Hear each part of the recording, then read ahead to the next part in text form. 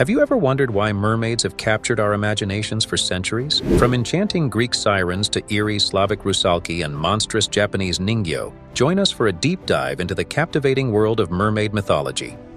Let's get into it. The typical image of a mermaid is that of a half-woman, half-fish creature. However, the way mermaids are depicted can vary depending on where you are in the world.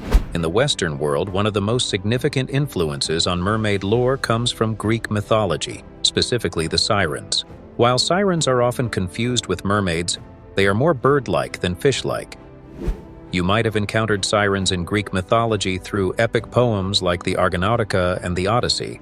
In both of these tales, sirens bear a striking resemblance to what we now think of as modern mermaids. They use their enchanting voices to lure sailors to a watery demise, giving rise to the term a siren's call, which refers to being tempted to do something we know will end badly, something many of us can relate to. In the Argonautica, when the Argonauts encountered the sirens, their musician Orpheus managed to drown out the siren song with his own melodies. As a result, only one man was so entranced that he jumped overboard.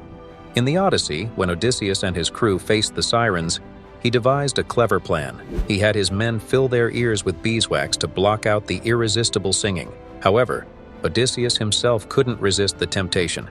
He wanted to hear the siren song that no man had ever heard and survived to tell the tale. So, he instructed his crew to tie him to the mast of his ship.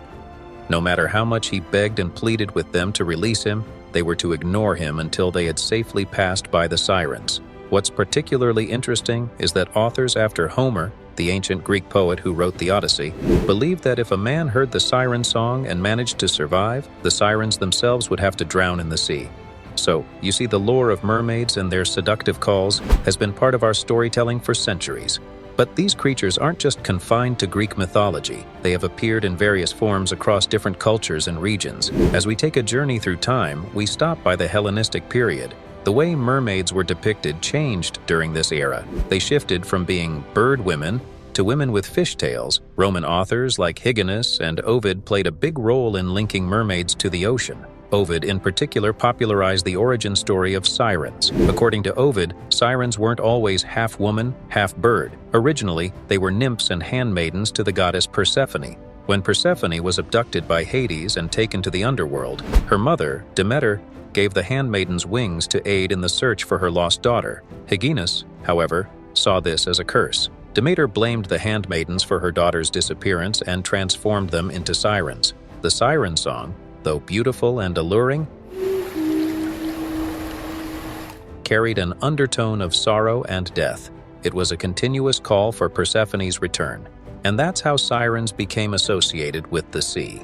Now, before we leave Greek mythology, you might be curious if there's a male equivalent to mermaids. Well, there is. One example is a man named Glaucus, a fisherman who stumbled upon a magical herb that could revive fish. Out of curiosity, he consumed it, resulting in his legs turning into a fishtail, and he developed an overwhelming desire to live in the sea. Although he became immortal, he struggled to come to terms with his newfound gift until the deities of the sea taught him their secrets. From then on, Glaucus was known for appearing to those lost at sea, guiding them to safety. He even played a crucial role in the Argonautica, helping the Argonauts by revealing the truth about Heracles and preventing a mutiny. Interestingly, the most famous merman in Greek mythology was Triton, the son of Poseidon and Amphitrite. While his parents weren't typically described as merfolk since they could live on both land and sea, Triton was half man and half fish from birth. He mainly served as his father's messenger in the sea, helping cover the underworld, earth, heavens, and sea, a task too great for Hermes alone.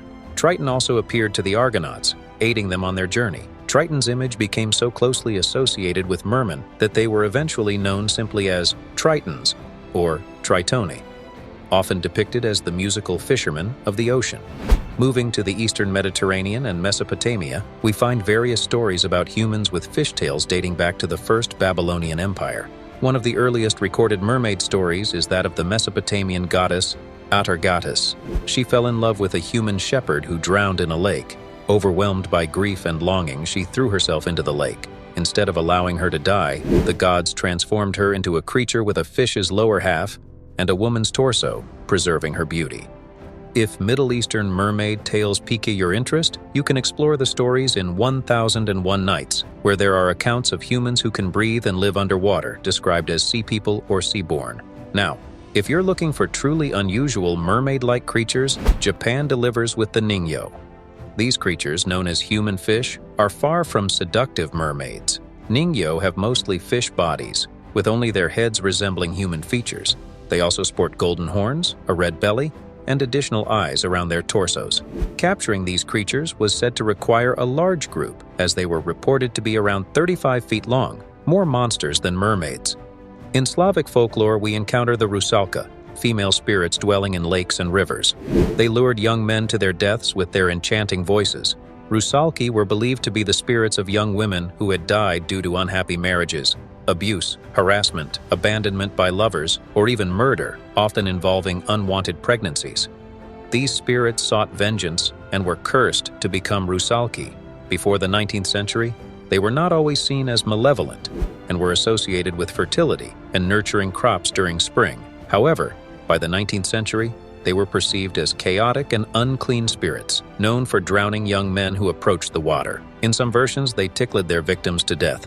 Rusalki could also change their appearance, appearing as beautiful women from a distance but revealing their true, eerie, nature-y up close with moldy green hair and distorted faces. When their deaths were avenged, their spirits could finally rest.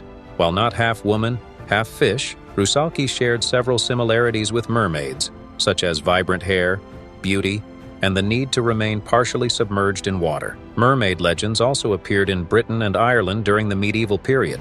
Encountering a mermaid at sea was considered a bad omen. Mermaids sometimes foretold troublesome weather or disasters, and other times, they themselves caused misfortune. The Ballad of Sir Patrick Spens tells of a cryptic mermaid who misled sailors, predicting that they would never see land again, or falsely reassuring them that they were near the shore, leading to shipwrecks. However, some stories portrayed mermaids in a more positive light, where they helped drowning individuals and taught them natural remedies and cures. Mermaid tales have been part of global folklore for centuries, and they continue to inspire modern fiction. These enduring stories resonate with us because they explore themes of beauty, tragedy, and the duality of the unknown. Mermaids represent an alluring exterior, drawing us in, but beneath the surface, they embody mystery, darkness, and danger, much like the ocean itself, which has always fascinated and frightened humanity. Sailing the seas in the past was far more perilous than today, and mermaids are just one of many mythical creatures created to explain these mysteries. They serve as a reminder that appearances can be deceiving. So, there you have it. A journey through the fascinating world of mermaids from different cultures and times. These stories have endured for thousands of years and continue to captivate our imaginations. Mermaids represent a duality of beauty and danger, mirroring our complex relationship with the vast and mysterious ocean. Thanks for joining us on this deep dive into mermaid mythology. If you enjoyed this video, remember to like, subscribe, and hit that notification bell. And as always, stay curious and keep exploring the captivating world of myths and legends. See you next time.